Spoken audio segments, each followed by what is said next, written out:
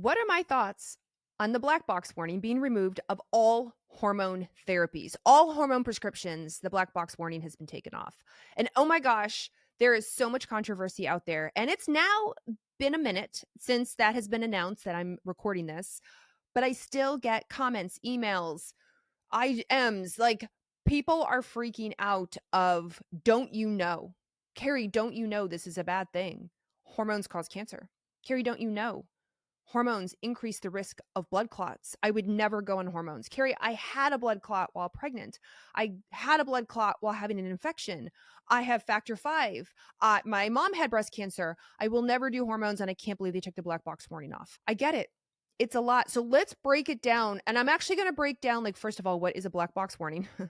The other medications out there that have black box warnings, what it said about the vaginal and systemic hormones. And then we're going to specifically talk about breast cancer and blood clots, because I think that's what I got the biggest questions on. Okay, let's start at the basic. What is a black box warning? Well, now it's just called a boxed warning. And basically, it's a warning that the FDA puts on some sort of pharmaceutical or a family of pharmaceuticals for a specific reason, to warn you, to warn me as a prescriber, or all the prescribers out there, about a certain thing. So for example, if it has some sort of serious adverse reaction, such as, death, God forbid, or permanent deformity, there's like an antibiotic family that can cause tendon rupture. Like that has a boxed warning. If there's significant drug interactions that we need to know about and you need to know about, if it's not safe for a certain population, such as pregnant women, absolutely should not take this medication. Somebody with a heart condition absolutely should not take a medication, etc. That's the gist of why a boxed warning goes on medications. And guess what? There are over 400 medications with them on it. Some popular ones you know of are like opioid pain medications, very addictive, have a list of side effects. They get a black box warning. The fluoroquinolone family, this is the antibiotic Levaquin, if you've ever taken that, has an increased risk for tendon rupture. The SSRIs, antidepressant family of the selective serotonin reuptake inhibitors, they have the increased risk for suicide ideation. So you could be on an SSRI, not have any of those issues whatsoever, but you can see, for those who do, pretty significant. And that's why I got a boxed warning. The boxed warning, as somebody said to me, it's so you can use your brain bone. It's so the prescriber can go, noted, very aware of this warning, and I will decide if you are a good fit or not a good fit at all. We still have to use our clinical judgment, our clinical thinking skills when it comes to boxed warnings. Okay, let's talk about the boxed warnings and estrogen, because I think this is what's freaking women out the most. We have low dose vaginal estrogen and we have systemic estrogen. And then we have progesterone and we have progestins. And I'm just going to talk about that as it relates to this black box warning. So they got the same warning that essentially, if you went and picked up your progesterone, a progestin, any kind of estrogen, vaginal system, it didn't matter. You pulled out all that paperwork that the pharmacy prints for you, and the first thing it says is, oh my gosh, you have to watch out, because the risk for clot and heart disease and dementia and breast cancer is super real and scary, scary, scary. And I had a lot of women that were like, oh my gosh, I don't want clots. I don't want breast cancer. I don't want any of these things. I'm not going to take it. Even on a low dose vaginal estrogen, for example, or DHEA, like they just freak out. When it comes to the warning, because a hormone's a hormone at the time, according to the FDA, they gave it to everybody. So when we have now reevaluated all of this, we have the question, was it right to remove the black box warning? In the vaginal hormone, in my opinion, and the opinion of a lot of experts, and I've prescribed a lot of low-dose vaginal hormones for sure, like absolutely, it was a good thing. It's that none of those things, breast cancer, clot risk, like none of those things exist for the low-dose vaginal estrogen. It's such a tiny dose. It really basically stays, for the most part, local, down there. It doesn't impact the risk for everything else. That absolutely should have gone away.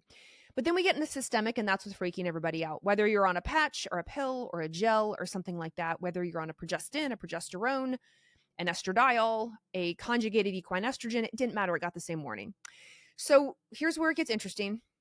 Usually in the FDA, a scientific committee, a panel meets, and it goes through this whole rigorous process to decide if a black box warning should go on or if a black box warning should be taken off.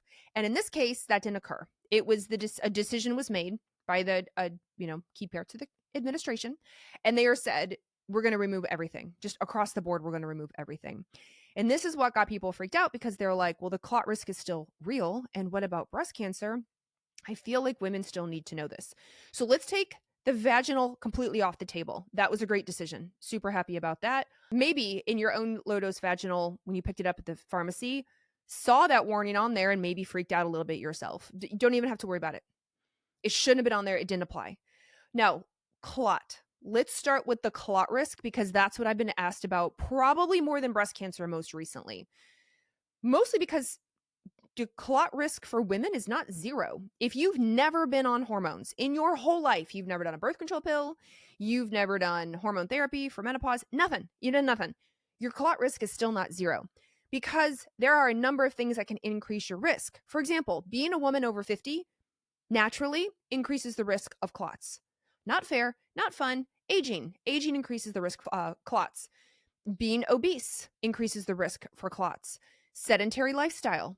Immobility, we've all are aware, if you've ever flown on a very long flight, 5 hours across the country, 9 hours to Europe or to Asia or to Hawaii, it's encouraged you move, get up and go to the bathroom, stretch your legs out.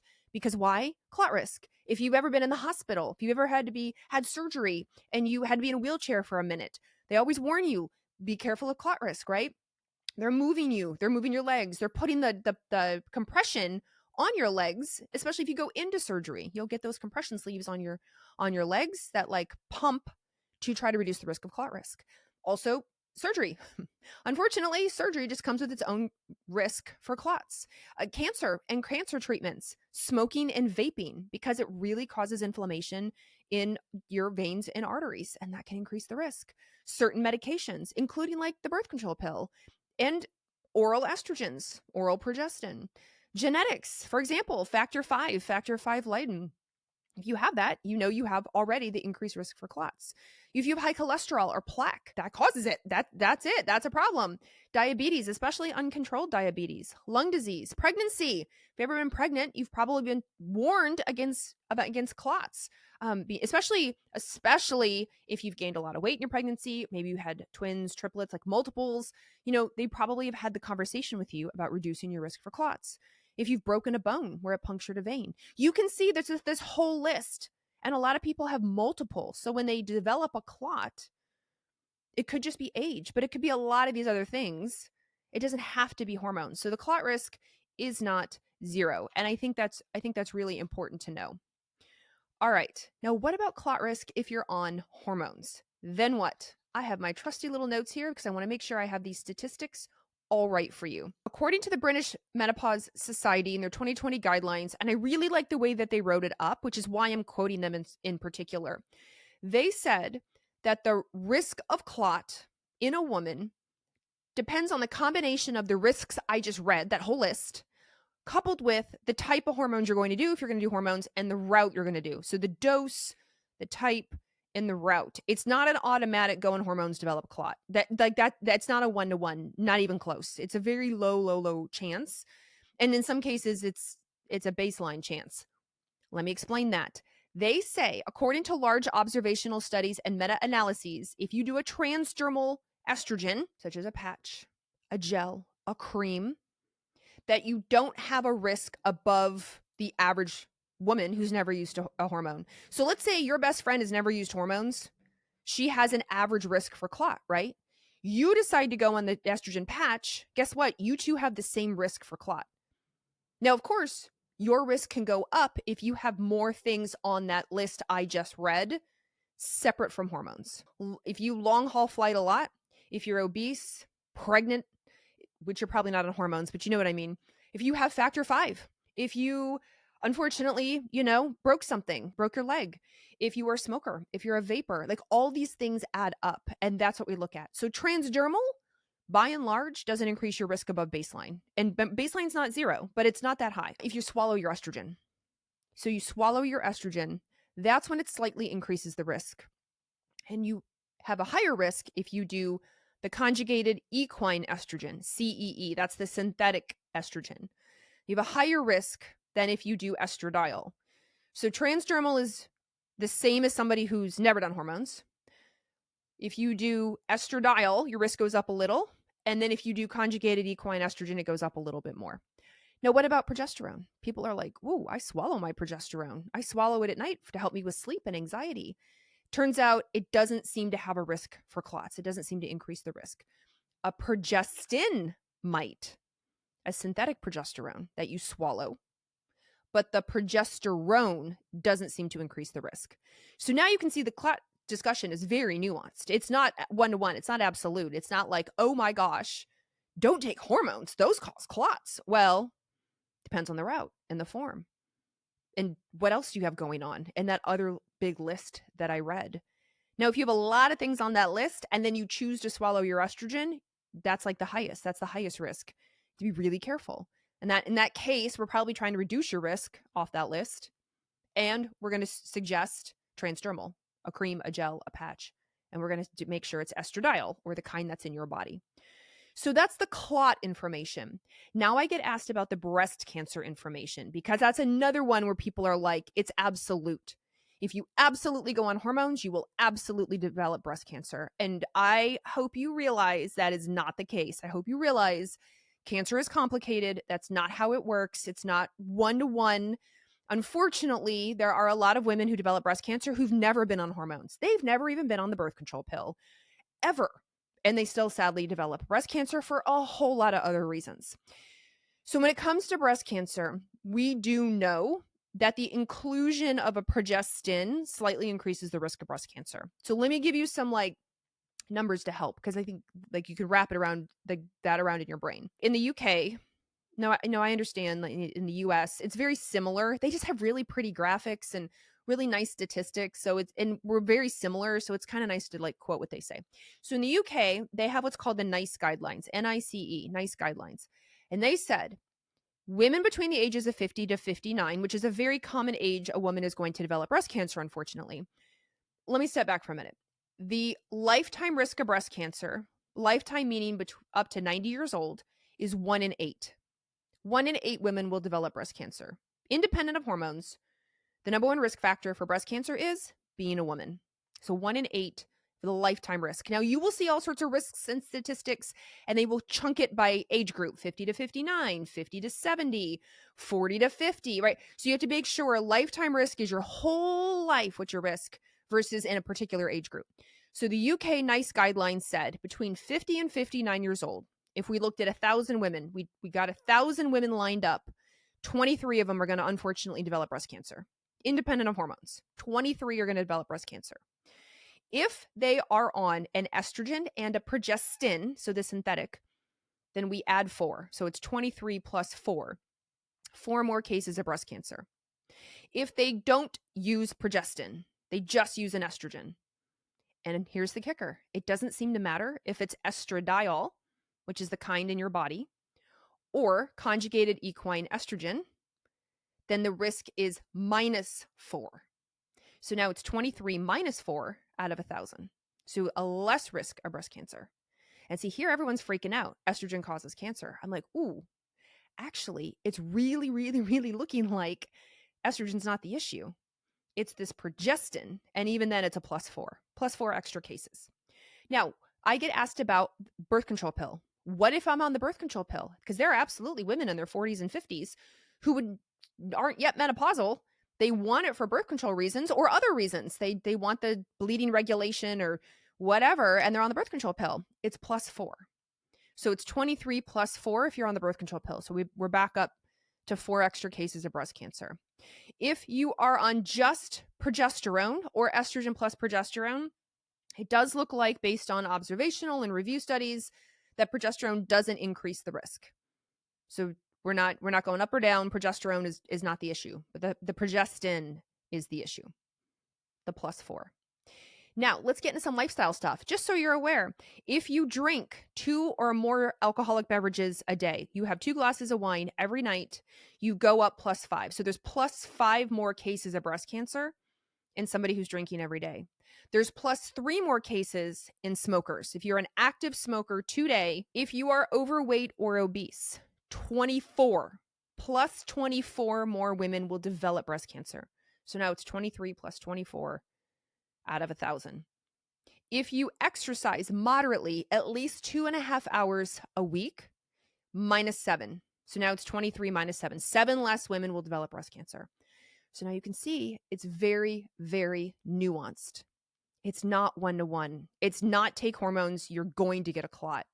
Take hormones, you're going to develop breast cancer. It's not that way at all.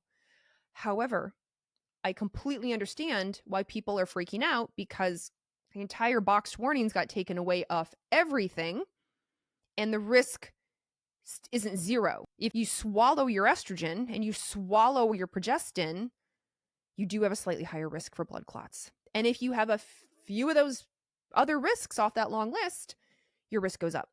And the same for breast cancer. If you are on a progestin, then it's 23 plus 4. You have 4 extra cases of breast cancer, and God forbid that case is you, right?